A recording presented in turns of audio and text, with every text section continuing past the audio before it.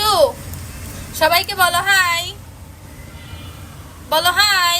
এই মিটু, এই পাগলামি করো কেন? বলো হাই। কেমন আছো? হ্যালো মিটু। আমার মিঠু এখন রাগ করছে। মিঠু, এই ওর ক্ষুধা লাগলো, পাগলের মতো করে। বলো হাই, হাই বলো। এদিক থেকে ক্যামেরা থাকা, ওদিক দেখা, বলো হাই। কেমন আছো?